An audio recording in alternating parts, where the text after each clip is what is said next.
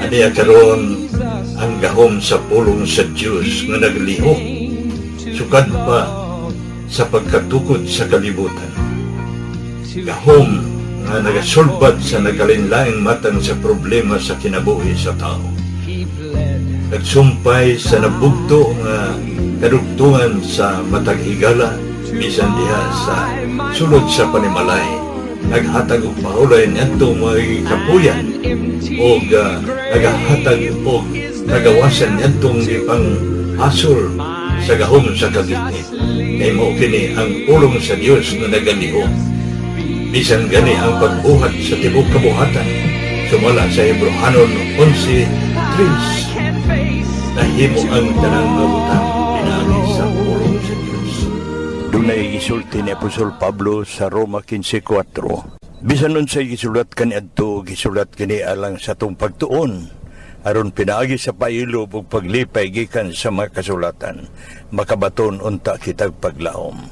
Atong ipadayon ang atong pagtuon sa pong sa Dios alang sa ikabulahan sa atong matag kinabuhi. Apan sa dili pa kita mo padayon ini, niya kita sa pagpaminaw sa mensahe nini nga awit.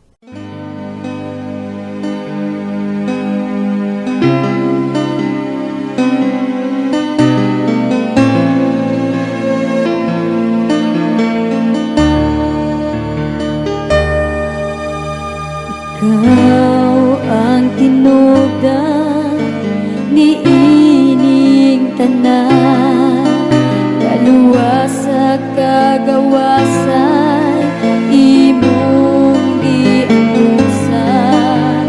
Tungod kay gimahal mo man ako, Ginoo, ang tanan wa ko iksapayan.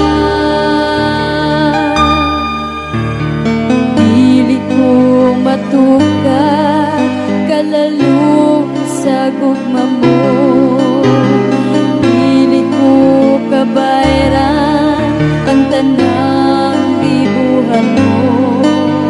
Sa akong kinabuhi, akong nasinati, kalipay katagbawan na patining dughan.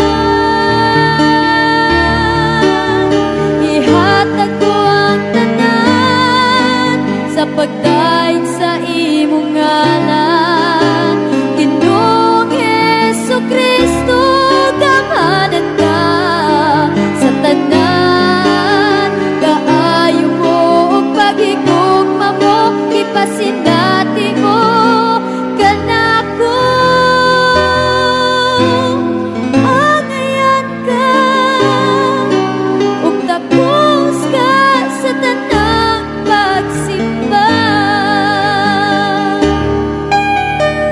Dili ko matugad kalalong sa gugma mo, dili ko kabayran ang tanang gibuhat mo.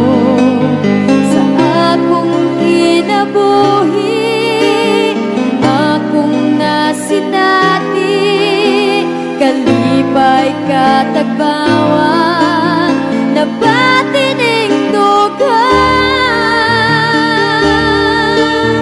Ihatag ko ang tanan sa pagdaig sa imong ngalan, Ginoong Jesucristo, kamanan ka sa tanan. Kaayo mo o paghigugma mo, ipasindati mo kanako.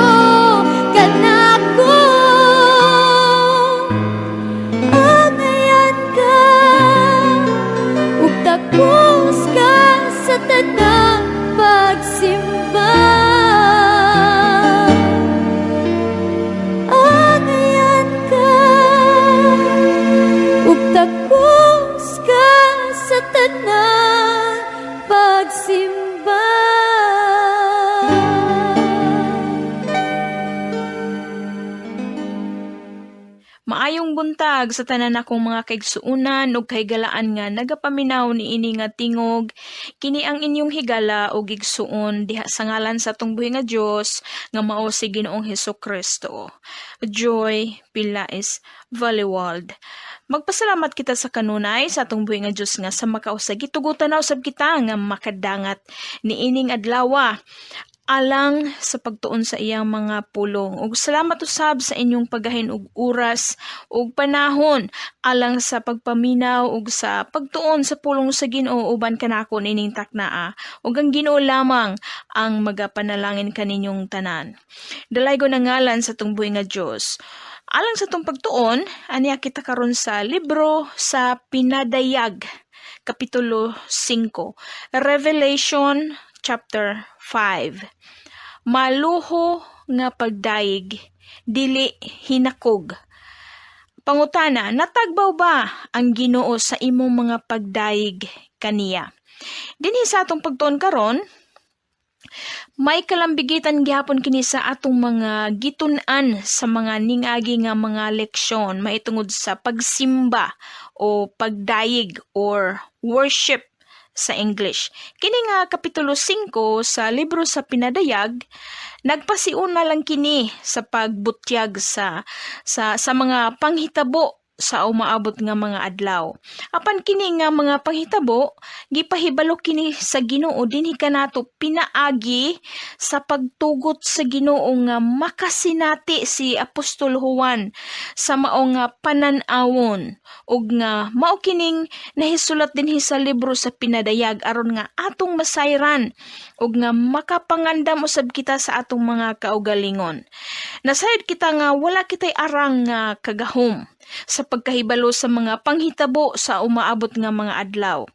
Ug ugaling nakabasa na kamo niini nga bahin sa kasulatan kining Pinadayag Kapitulo 5, anaa sa atong kinaiyahan nga mubati kita sa kahibulong nga ngano kay sumala dinhi sa Kapitulo 5 nga gisubay nga wala bisan usa kanila didto nga nag-alirong sa trono sa langit.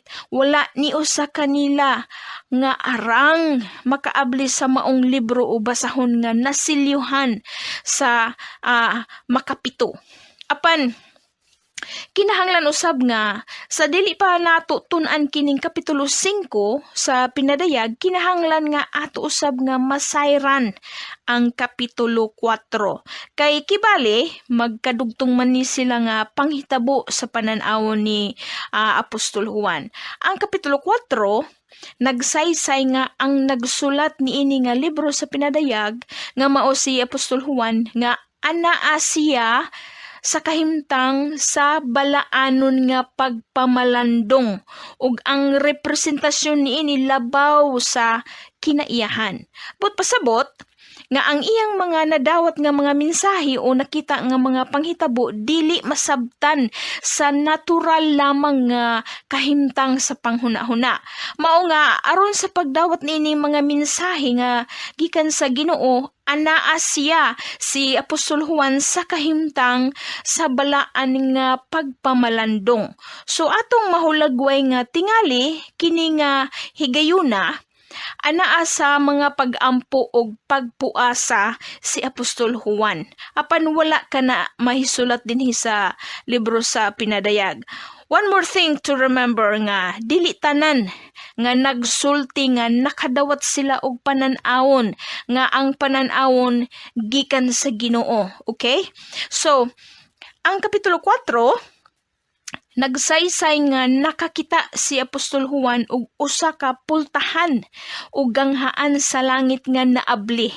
Ug ang una niya nga nabati mao ang tingog nga daw trumpita nga nag-abi-abi kaniya sa pagsaka dito sa langit.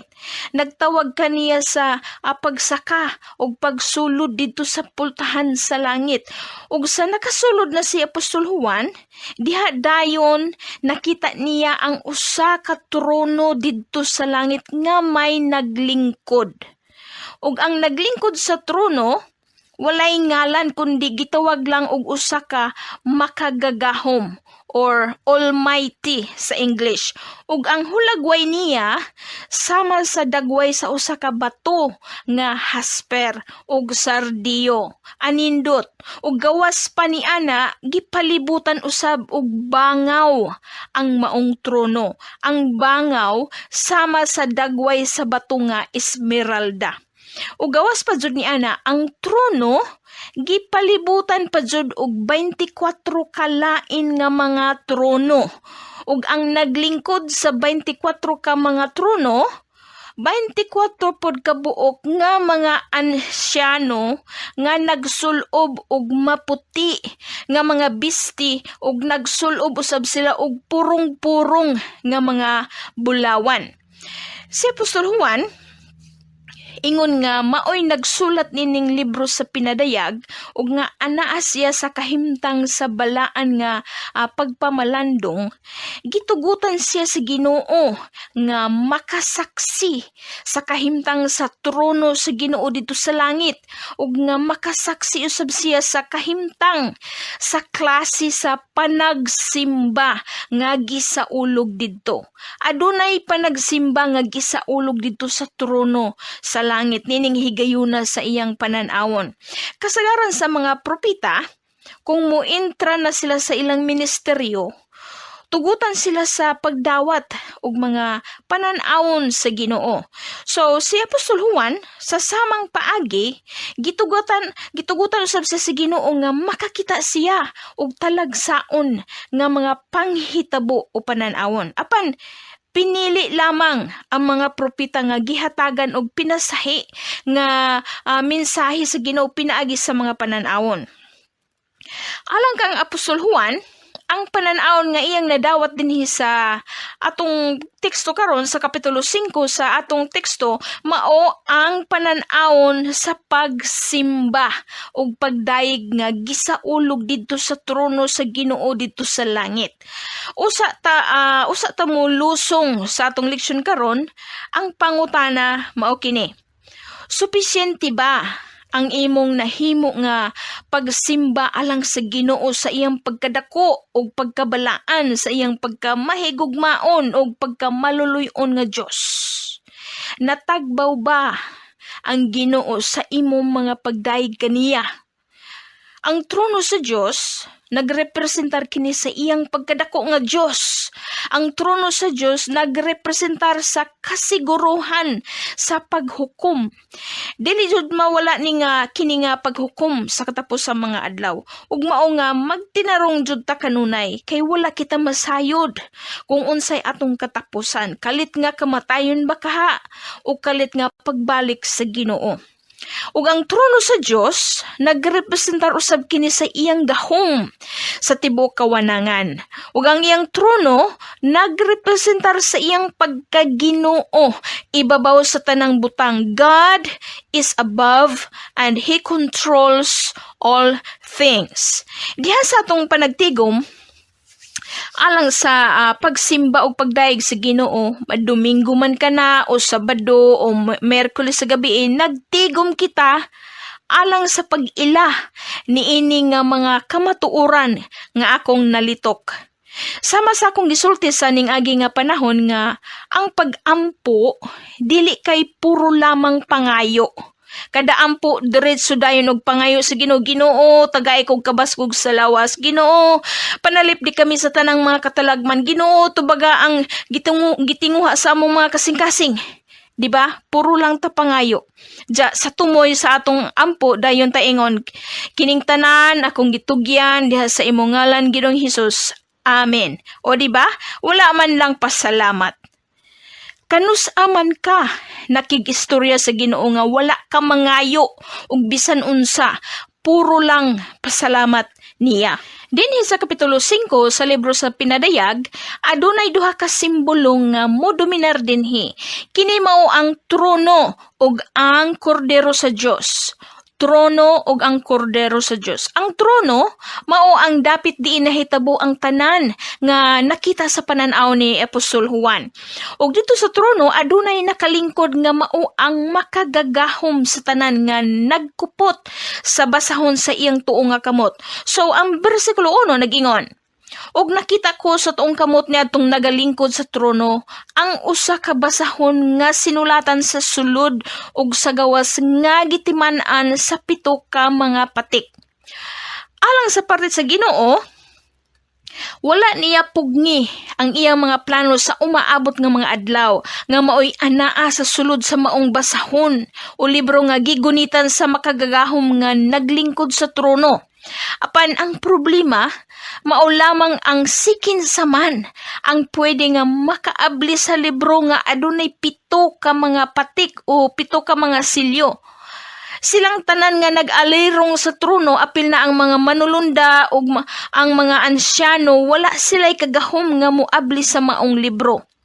Ug ang kordero sa Dios miduol sa trono ug gikuha niya ang basahon o libro gikan sa tuong kamot sa makagagahom ug nga siya lang ang nakahimo sa pag-abli sa maong basahon nga nasilyuhan sa makapito ka beses. So, sa tanan nga nanambong didto, sa tanan nga nag-alirong sa trono, si Ginoong Hesukristo, ang kordero, siya lamang ang nakaabli sa 7 ka silyo. Siya lamang ang may katungod nga magbutyag sa mga katuyuan ug plano sa amahan. Siya lamang ang may kagahom nga muhukom ug kining tanan tungod sa iyang pagsugot sa kamatayon dito sa krus sa Kalbaryo. Apan ang pinaka-importante nga bahin dinhi sa Kapitulo 5, mao lamang ang kordero. Ang kordero, siya ang may kagahom ug siya ang nagkupot sa yabi sa libro. Ang kordero, siya mao si Ginoong Hesus ug nga tungod sa iyang pagsugot sa kamatayon dito sa krus ug nga nabuntog niya ang kamatayon pinaagi sa iyang pagkabanhaw na nakadawat si Ginoong Hesus sa nag-awas-awas nga mga pagdayig ug pagsimba didto sa trono sa langit. Dili lang kay kausa, apan sa makatulo kahigayon, samtang nga dito si Apostol Juan nga nakasaksi sa maong panghitabo. Ug mao kini ang mga pagsimba ug pagdaig nga nahitabo dito sa trono sa langit. Ang una, ang pagsimba alang sa kordero atong mabasa sa bersikulo 8 ug 9 nga nagingon, ug sa nakuha niya ang basahon na nagyaob sa atubangan sa kordero ang 4 ka mga binuhat nga buhi ug ang kaluhaan ug 4 ka mga ansyano nga ang tagsa-tag sa kanila may mga alpa ug mga panaksan nga bulawan nga puno sa insenso na maoy ang mga pag-ampo sa mga balaan ug na nag-awit sila sa usa ka bag-ong awit nga nagaingon, ikaw ang takos sa pagkuha sa basahon ug sa paghubad sa mga patik niini, kay ikaw ang namatay ug gitubos mo ang mga tao sa imong dugo alang sa Dios. Ug ang ikaduha nga pagsimba ug pagdaig alang sa kordero ato usab nga mabasa kini sa bersikulo 11 ug 12 ug nagingon kini, ug nakita ko ug nadungog ko ang tingog sa daghang manulunda nga nagalibot sa trono ug sa mga binuhat nga buhi ug sa mga ansyano, panon sa mga panon, linibo ka mga linibo nga nagingon sa hataas nga tingog, ang kordero nga gipatay mao ang takos sa pagdawat sa gahom ug sa mga bahandi ug sa kaalam ug sa kalig-on ug sa kadungganan ug sa kahimayaan ug sa pagdayeg. Ug ang ikatulo nga pagsimba ug pagdayeg alang sa kordero atong mabasa sa bersikulo 13 ug 14 ug nagiyon kini, ug nadungog ko sa tanan nga mga binuhat nga atuas sa langit ug sa yuta, ug sa ilalom sa yuta, ug ang mga anaa sa dagat, ug ang tanan nga mga butang nga anaa kanila nga nagingon, alang niya tong nagalingkod sa trono ug sa kordero ang pagdayeg ug ang kadungganan ug ang himaya ug ang gahom sa mga katuigan nga walay katapusan ug ang 4 ka mga binuhat nga buhi na nagingon, Amen. Ug ang kaluhaan ug 4 ka mga ansyano na nagyaob ug na nagsimba. Sa makatulo nga higayon, nakadawat sa pagsimba og mga pagdaig dito sa trono sa langit ang kordero sa Dios nga mao si Ginoong Hesus. Ang panghitabo dito sa trono, sumala sa atong nabasa, mao kadto ang ehemplo sa maluho nga pagsimba ug pagdayeg. Dili hinakog nga pagsimba.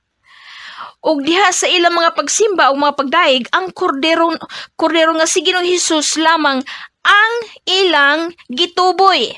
Wala kitay mabasa din sa mga bersikulo nga nangayo sila o naa sila mga hangyo sa Dios. Wala. Pure worship lang o pure praise. Matag grupo sa mga nagkalain-laing tinuuhan, nagkalain-lain usab ang pamaagi sa ilang pagsimba. Ingon nga nagdako ako sa pamaagi sa Pentecostal nga nagbase sa libro sa mga buhat kapitulo 2, nabansay ako sa mga alawiton ug sa pagsimba ug pagampo nga adunay kagawasan ang matag usa sa pagdaig sa Ginoo pinaagi sa pag-isa sa kamot o mga kamot. Kay naa man gud ubang pundok nga maulaw sila nga moisa sa ilang mga kamot.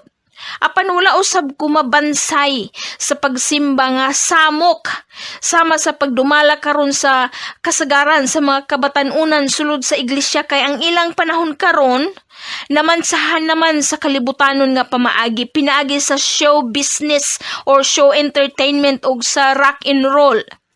Ang tinuod nga pagsimba ug pagdaig adunay pagrespeto ug pagtahod sa kahigayunan. Pagrespeto ug pagtahod sa dili makita nga presensya sa Dios nga maoy atong tuyo nga nagakatigom kita matag Domingo man kana o bisan unsa nga adlaw kana nga adunay panagtigom. Halayo ang presensya sa Ginoo sa kasamok. Tungod kay nag-enjoy ang kadaghanan sa pagkanta, dilibot pasabot nga nahimuot ang Ginoo. Ug dili pod buot pasabot nga napuno sila sa presensya sa Ginoo. Ang pinadayag kapitulo 5 bersikulo 8 ngadto sa 14 maoy atong basihan sa tinuod nga pagsimba sa Ginoo. Ang tinuod nga pagsimba nakatutok sa trono ug sa kordero nga mao si Ginoong Hesus.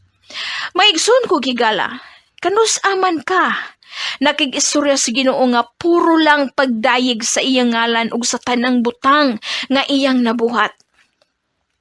Ato kining hinumduman nga ang pagsimba dili kumpleto kung walay kamot nga giisa. Ang pagsimba dili kumpleto kung walay mga tuhod nga napiko. Ang pagsimba dili kumpleto kung walay mga pagyukbo ug paghapa ug pagrespeto diha sa atubangan sa presensya si Ginoo. Mao kini ang ehemplo sa maluho nga pagsimba o pagdayeg. Sa English, gitawag kini og lavish worship. Lavish meaning maluho, dili hinakog, dili pangilad. It's all about Jesus. What He did, who He is, who He was, and is to come. No asking, no supplication, no requesting, just praise, just plain worship. Ang hinakog nga pagsimba mao kining puro reklamo o puro pangayo, puro hangyo sa Ginoo kadaampo, puro kaugalingon nga panginahanglan ang katuyuan sa iyang pagampo. Ang dili makamao mo daig sa Ginoo, dili usab na sila makamao nga mo pasalamat ngadto sa ubang tao. Ug mao nga anaa sila sa kanunay sa kapitos ug sa kawaladon kay wala mahimuot ang Ginoo sa ilang mga estilo. Magmakuli ang Ginoo nga mubo sa iyang mga panalangin kay lagi dili sila makamao nga mudayeg, dili sila makamao nga mupasalamat og balik, puro lang pangayo. Ang pagdayeg og pagsimba sa Ginoo makapatuboy sa atong espiritu nga naluya og sa dihang atong simbahon og daygon ng Ginoo. Atong mahinumduman og nga pahinumduman usab kita nga ang Dios dako sa tanang Dios dinhi sa kalibutan ug nga buhi siya sa kahangturan ug nga siya ang nagkupot sa yabi ug siya ang nagkontrol sa tanang butang ug sa atong mga kinabuhi. A true worshipper has an all-out thankful heart and a grateful attitude. Ang tinuod nga nagasimba sa buhi nga Dios adunay kasing-kasing nga puno og nag-awas-awas sa pagpasalamat ug adunay kinaiya nga mapasalamaton gayod. Magampo kita. Amahan nga langit nun sa ngalan sa kordero nga si Ginoong Hesus. Salamat sa imong makanunayong pagsabot ug pag-agak sa among mga kinabuhi. Salamat sa kapasayloanan sa among mga sala. Salamat sa imong gugma. Salamat sa imong grasya ug kaluoy. Kanimo lamang ang tanan nga pagdayig, kadungganan ug ang gahom sa mga katuigan nga walay katapusan. Ang imong ngalan lamang mahimaya, Ginoong Hesus. Amen ug amen. So turn your eyes upon Jesus. Look full in his wonderful face, and the things of earth will grow strangely dim in the light of His glory. Mga kaigalaan ng mga kaigsuran, alang kaninyo nga walay higop pang kaibado, kung hain kita niini na nagapagawas sa mensahe ang among dapit God's Miracle Revival Center San Agustin Tomas Opo, Southern Leyte. Nagabi-abi kami kanunay sa tanan nga mudool alang kanila nga dunay pagpanginahanglan labi na sa mga butang espirituhanon. Dugang paniana ang atong kinabuhi samtang nagpadayon pa usap.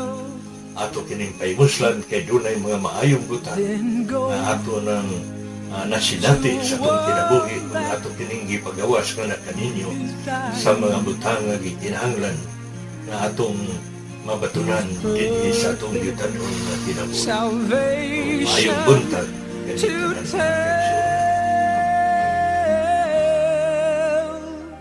Just turn